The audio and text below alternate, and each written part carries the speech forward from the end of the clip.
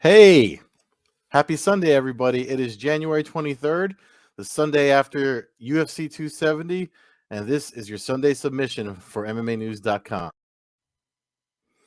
All right, cool. As I said, Ed Carbajal, you can follow me on Twitter where I stream this live at Carbazel. We've got results and takeaways from the event up at MMAnews.com. If you're watching this after I stream it on my Twitter account, it's living on the MMAnews.com YouTube channel. Make sure you thumbs up, bell notification, like, subscribe, all that stuff. We have interviews, our latest, courtesy of the Canadian God James Lynch. Drew Dober is up there on his match with Ricky Glenn. That's UFC Fight Night in March. I think it's March 12th. So make sure you check that interview out on the channel. Let's get down to business, shall we? There's a lot to take away from last night's event.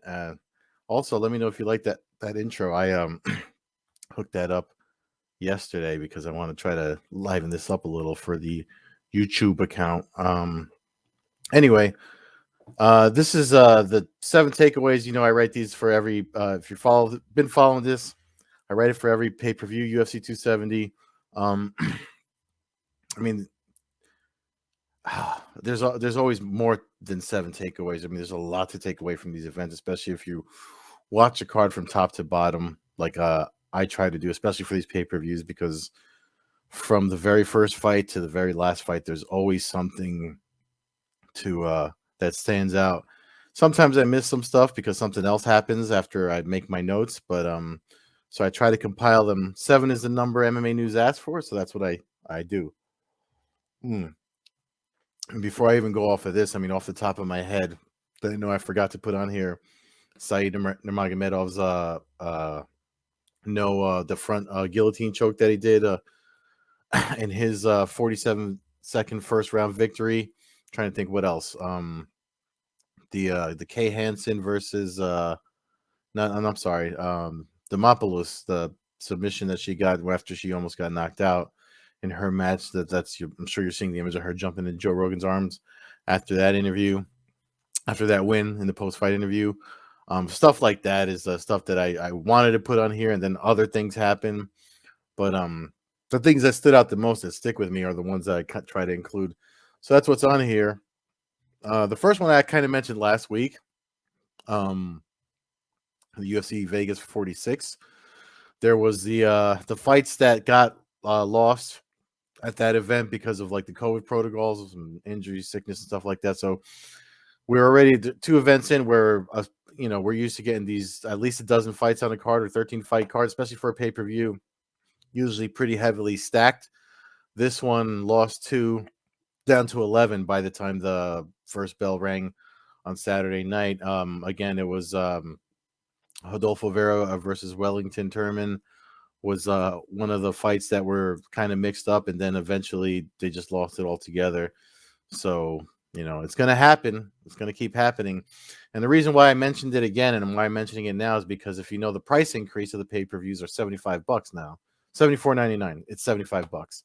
I just read something in a book I'm reading, Never Split the Difference by Chris Voss, about how specific numbers are part of the whole negotiation process, and especially when it comes to money. So that's where that 90, $74.90, like, it's $75, but when you come specific like that, there's something about the negotiation process to try to convince people to do things that when you give a specific number, it's either easier to draw folks in or make it sound like it's something else. But anyway, and that's kind of where I lead into the second takeaway about the fights that were lost.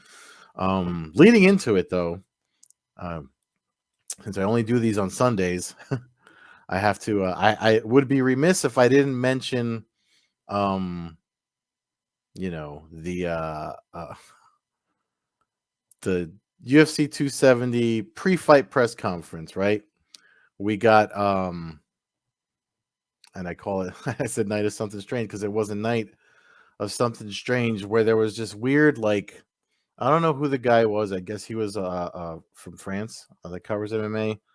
He looked like Moby to me, but it was like almost he got into an argument with Francis Ngannou, like they had beef or something personal or something like that. And I was surprised how long that back and forth went, and it just seems like we're getting more and more of these weird like circus. Never mind, circus uh events like the whole with stuff that Triller. We're getting like circus type media, and there's a lot of back and forth going. Like is that you get the folks that are hardcore journalism guys or trying to be at least, complaining about like, is this what the UFC wants? That's what's marketing their events or whatever. And then you get guys, that just want to know the mindset that, I mean, like myself, that's just passionate about martial arts and the combat sports, and I like to hear about the training room and their where their minds and their hearts are at, and technique stuff like that, preparation. And then you get guys that are there to stir up the pot, like just to stir shit up. And unfortunately, that's the world we live in, because that's what gets clicks and stuff like that. I mean, check out MMAnews.com. A lot of our shit is just, but Paige Van Zandt's sex tape, and what the hell does that have to do with the sport? I guess not that much. Maybe a little bit, role models and all that stuff, and you have to question what the hell, who's doing what. But that's not where my head is at. I could give a damn what that, make your money however you make your money. But I guess in that same sense, that's what this new breed of mixed martial arts / combat sports media is doing. And I don't know, as if it's good for MMA. I mean, MMA is fought an uphill battle for close to 30 years now.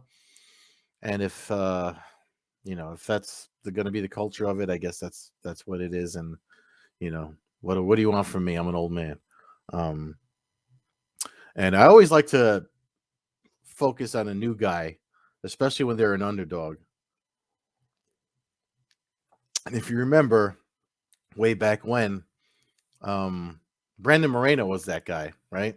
Like Brandon Moreno, nobody was like really paying attention to him. Got even cut from the UFC, fought an LFA, did well, got called back, and there was always something about him that obviously was putting him on the radar of some folks. If you remember that season of The Ultimate Fighter that he was on, they pulled him off early to put him on the card before they cut him, and then brought him back, and now we see he's literally the guy or one of the two guys for the flyweight division. So more on that in a minute. Victor Henry, who fought at Lights Out, I mean, Lights Out Extreme Fighting, Sean Merriman's promotion out there on the West Coast in California. Hopefully they'll get an event going soon. If you're not watching them, it's free on Fubo Sports. I know we don't cover them a lot here, but I try to give everybody their due when they put out good stuff, and Merriman and Lights Out are doing some great stuff out there for the up and comers. And that's where this guy came from, Victor Henry. He was the underdog against Hayoni Barcelos. And I can't play the clip for you because we'll get a strike or whatever the hell's wrong with YouTube and social media these days. But this fight, man, he was I put the odds on here. The odds I took off of DraftKings. He was a plus 375 underdog, and Barcelos was a minus 510 favorite. And if you watch this fight, it makes you wonder. I mean, I don't know how odds are done. I don't know the math side of it. I know when I see them and I look at what I'm going to put my money on and what I'm not going to put my money on, unfortunately, my stupid ass didn't see this one, because I've seen Henry fight before and I know how he fights. And he was plus 375. Really pissed off that I missed that one. But he brought it, and the fight was a lot closer. I actually thought this fight was going to get the fight of the night, which is why I put the question, what are the ingredients to make a fight of the night candidate? So, and I said, underdog and a favorite, a high pace, and the fight going the distance. These guys did that. And if Brandon Moreno and Davidson Figueiredo didn't fight for a third time after them, these guys probably would have gotten that fight of the night bonus, right? Speaking of which, the guys that did get it, Brandon Moreno and Davidson Figueiredo, they definitely earned it. Not to overshadow Henry and Barcelos, but these guys definitely earned it. And I don't know, man. I mean, I have so much to say about this one. They they they've brought it every single time. So, and in the summation I write on that takeaway is, so the first one was a draw. Second one was a finish. Moreno got the win, gets the belt. This one's a decision. Figueiredo gets the belt. So usually a trilogy, the 3 is a nice number, right? Trilogy ends it. But if you play any like fighting video games, it's best 2 out of 3, right? Um, and it's weird how I got Fury Wilder vibes off of this. If you followed that in boxing, like the same thing, they had a draw, and then Fury wins, and there's still, because of the first draw, they had to settle it by going at it again, and Fury won convincingly twice, so that's done. Like, it's in the books. Close that book, right? For me, and again, I'm a little biased because I'm Mexican. I I'm a fan of Brandon Moreno. I'm a fan of Figueiredo too, but having him as champion is always like concerning to me, because if you look back, like at 125 pounds, it always seems like there's always a concern on fight week, especially with Figueiredo leading up to a fight. If you remember the whole thing with him and Benavidez, like the 2 times that they fought, there was just like, there was that issue of him not making weight, and that they had to do it again. And I wonder how many. I wonder if he's holding some sort of record for like the amount of rematches he's had, actually. But if somebody does know and drops it in the comments, I'll be. I always check this out during the week before leading into next Sunday. I'd appreciate it, because I'm going to have another question about something like that further when we talk about the heavyweight fight. But this fight, I mean, so how long do we wait for Figueiredo Moreno, or Moreno Figueiredo, however you want to arrange their names? Usually it's the champion first and the challenger. But these 2 guys, I mean, Nolan King tweeted, Nolan King and I are friends, so we follow each other on social media, and he tweeted something I 100% agreed with. He said rematch him 100 times. I don't care if it makes sense, and I agree with him 100%, because every single fight has had me on my feet screaming at my TV when they fought, every single time, the first, second, and third. This was no different. I mean, it's like caffeine. It was like giving me a shot of caffeine just watching the build up before they entered the cage, because I'm so used to it now. So does it make sense? Does it start to stepping outside of my fanboyness? Does it make sense? You have to think about the rest of the division. You don't want to hold up the division. You got guys like Brandon Royval, licking their chops trying to get back up there. That's a fight I wouldn't mind seeing. Moreno and Royval. That's a headlining event, in my opinion. And the thing is too, that Figueiredo holds the cards. When you think about the stuff I just said about like preparation and all that, it makes you wonder how long we're going to have to wait. Again, they both beat the shit out of each other, so you know they were rebooked almost immediately for the second one. So maybe give them, the standard suspensions are like 30 days. So if you have to give them a month, 2 months, or whatever, I mean, to be ready again, I'm sure on Tuesday when they do their matchmaking meetings, that's something that's going to come up. However, we do know that there are bigger things that the UFC is probably going to have to talk about in the days to come, especially this week. There's another fight night event on Saturday, ESPN Plus. I forget the main card. I'm sorry if I don't, but there's a lot going on from UFC 270. It's the first one of the year, right? So, Francis Ngannou. A lot's been made of his whole contract situation.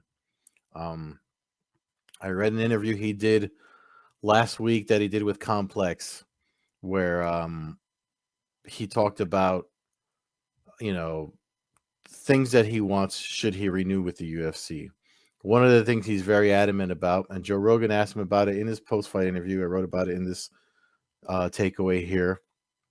was that he does want a big boxing. He wants to do the McGregor route pretty much. He wants to be able to step away and do boxing, exhibition match or what have you. He was also open about why he was wearing two knee sleeves, compression knee sleeves. I got one on the thing back there.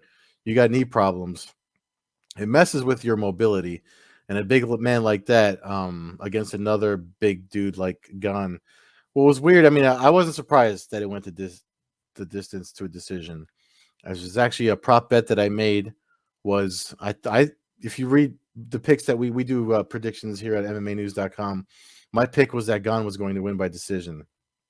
I didn't expect to see this version of Ngannou. Everyone, myself, like everyone, is so used to seeing the knockout monster that he is come into the cage. And we didn't see that. I mean, we did see, we saw some fatigue because of the distance.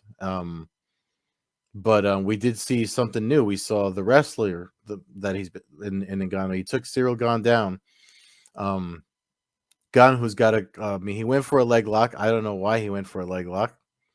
Um, I mean, they're great if you're very good at them, but if I and I know I've talked about this before. When you look at sport jujitsu and that whole leg lock world, if you're very good at those and that's your bread and butter, I mean, in competitive submission grappling, that's going to serve you very well. If you looked at, I know I talked about at the beginning of the year, the Fury Pro grappling, they took those away from guys that did that, and then you saw Sean Brady was able to win against Craig Jones, who's that's his bread and butter. The point I'm making is there's mixed martial arts, and there's those arts that exist that folks train in or come from that exist in that spectrum. But when you come into this sport of mixed martial arts, there's wrestling and there's wrestling for MMA. There's boxing and there's boxing for MMA. And the same goes for jiu-jitsu. And the leg lock thing, more time, unless you're like Ryan Hall, more times than not, if you go for it, it's not the move to make. I mean, because the thing about leg locks is you have to get underneath somebody to snatch up their legs. And usually in mixed martial arts, especially when you have three judges sitting cage side that probably aren't that well versed in the sport, it's a very risky move to do unless it's early and you're dry. There's no sweat or anything that they can pop out of the submission or pound their way out of the submission and get top control. That's gonna weigh against you. It's a huge gamble to me. It's almost like a sacrifice throw, because sacrifice throws are throws you do where you also go down with the person that you're throwing in the hopes of winding up in a more dominant position. So it's almost like that when it comes to mixed martial arts, and that could have been a turning point for Gon, and he didn't do it. He didn't do it right. But listen, um, it wasn't the most exciting fight. I mean, especially hard to follow up after the little guys put on another slugfest for us to enjoy. But Ngannou's still the champion, and that's going to take me to the next takeaway. Much to the chagrin of Dana White. I mean, we're all speculating. Let's be honest. This is all speculation. I know there's a tweet out there by someone that took an image of an Instagram shot of a text message from Ngannou's manager that I'm not going to quote it because it's, especially in this day and age, the things that it said are really sensitive and probably going to cause us. We're probably going to hear a lot about it come in the coming early days of the week. Dana White didn't put the belt on Ngannou when he won it. The only time I can remember, and I wanted to holler at my buddy Matt that I do the Coast to Coast Combat podcast with, because he's got a better head for stuff like remembering stuff like this. But the only time that I can remember that Dana White did not put a belt on someone that won a title was when Khabib Nurmagomedov beat Conor McGregor, and you know then he attacked Dylan Dennis outside the cage, and all chaos ensued. And Dana White, as a precaution, there's clips out there where he says, "I'm not going to put if I put this belt on you, people are going to start throwing shit. It's going to get worse." So he didn't do it then. I don't know if there's something that I'm forgetting from the days of the stuff with like Tito Ortiz and the Randy Couture stuff. I mean, there's probably something from back then. Matt would know for sure if there was, but I'll ask him if you listen to that podcast that I do, Coast to Coast Combat Hour. We record midweek. I'll probably ask him on there and make sure that we get an answer. But I can't think of another time that he didn't wrap the belt. Mick Maynard put the belt on Francis Ngannou. And if you don't know who Mick Maynard is, he's the matchmaker at the UFC. He replaced Joe Silva when the sale happened, when Endeavor bought the company back in July of 2016. So it's a lot of like names that you're probably not familiar with. Big executives just kind of like took their chunk of the money from that sale and left by first quarter of 2017, if I'm remembering everything correctly. Anyway, Mick Maynard's usually the guy that kind of lets fighters know that they're out too. That's kind of one of the things fighter relations guys usually do that. So it was a little telling. If you want to speculate, which is what we're all doing, it was a little telling of where the UFC and Francis Ngannou are. Especially, he put the stamp on when Rogan asked him how he wants to do a boxing thing. Tyson Fury, actually, I shared it this morning. Let me read that tweet. What did he say? Yeah.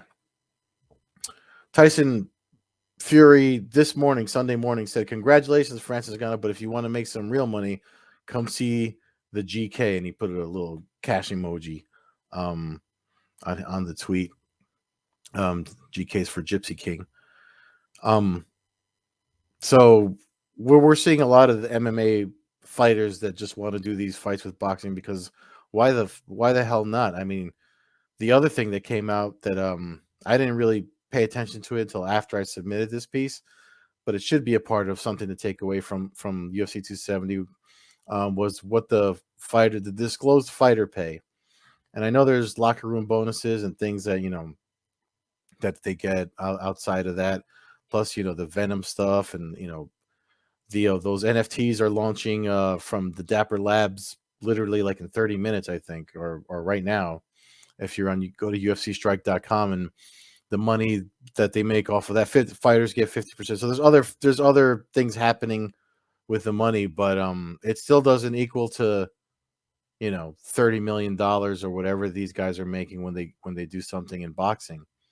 I mean, the money McGregor made from the thing he did with Mayweather in 2017, you could tell he used that to invest in everything else he's done afterward. McGregor Productions and Proper 12 and McGregor Fit. What else has he got? Mac Life, which is a source now for this sport.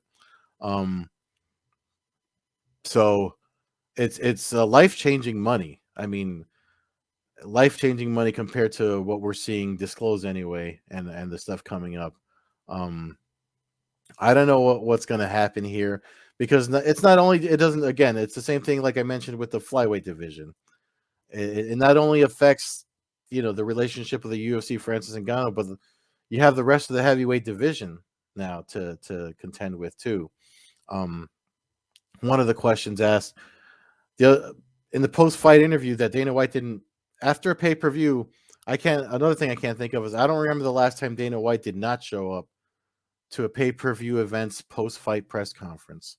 I know when championships titles are won, new contracts are discussed at that moment, and that was Ngannou's final fight on his contract. So man, I the drama that's ensuing for that division, that title, and the people connected to it, who knows? It's literally going to be, it's going to be like something that can either, it depends on how you look at it, right? If Ngannou walks away as the champion, as far as we know it, um, you know, then is the UFC the behemoth that we all built it up to be? I mean, that's going to play something within the worth of the brand and stuff like that. So they really shouldn't let him go. The other thing is, if they cut him because they can't come to terms, does that take away for the fighters and the athletes that see winning a UFC title as the pinnacle of making it in the sport? Does that take away from doing that? So it's like, okay, then maybe I should be jumping in these tournaments at Bellator, or going to Rising and fighting whoever I fight in Rising, or what's Chatri got going on over there, one champion. You know what I mean? It's going to make these things come up, and folks are going to wonder, if the UFC, is it really the biggest game in town?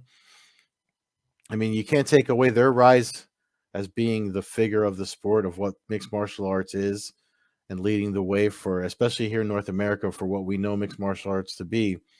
I mean, is that opinion going to change? Because we're getting, I mean, in the podcast I do, Coast to Coast Combat, this past week leading up, before we did our picks, one of the conversations we had was about the price increase and the types of fans that exist out there now, and just the whole culture of combat sports, how it's evolved and changed so much, to the point that you have to wonder, like, um what free agency will do at this point in the sport. I mean, I think by the time I'm an older man, because I'm kind of up there now, but like, say in another 15, 20 years, I would not be surprised if the Ali Act gets expanded into MMA.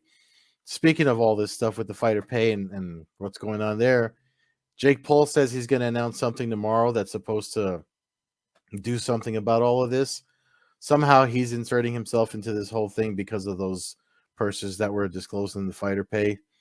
So it's going to be an interesting news week. I mean, here we are, the first week of the first pay-per-view, first month of 2022. Events got going. I mean, overall, the sport couldn't be in a better place, in my opinion. I'm happy that not just the UFC is getting stuff going, but like all the other people that got stuff going.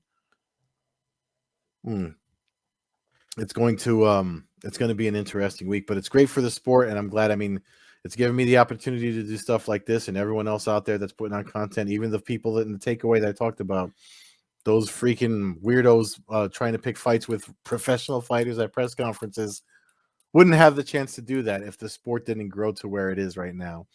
So I guess I want to leave with that thought, but let me know in the comments too, when you guys watch this on YouTube. What do you think happens? What do you want to see? Like, do you want to see Francis Ngannou versus Tyson Fury? In that Complex article, he listed Tyson Fury, Deontay Wilder, and Anthony Joshua as potential super, like, boxing fights that he'd like to do. And shout out to Anthony Walker. He changed the name of his Walkout Network. I forget what he changed the thing. Something Podcast of the Living Dead MMA or some shit like that. But check. He brought up, and he always drops one line every year for me to make me just drop my shit and say, you know what? I agree with you 100%. And Tyson Fury, Francis Ngannou, yeah, that's something I want to see. But I think a more even under boxing rules, Deontay Wilder versus Francis Ngannou, sign me up for that. I'll be all in on that. I mean, I'd buy the T-shirt, the poster, all of that, because I mean, it's not going the distance. Whatever it is, it's not going to go the distance.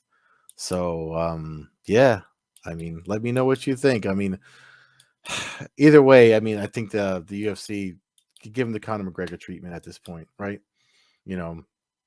Someone's going to make a decision if Dana White's not happy with it.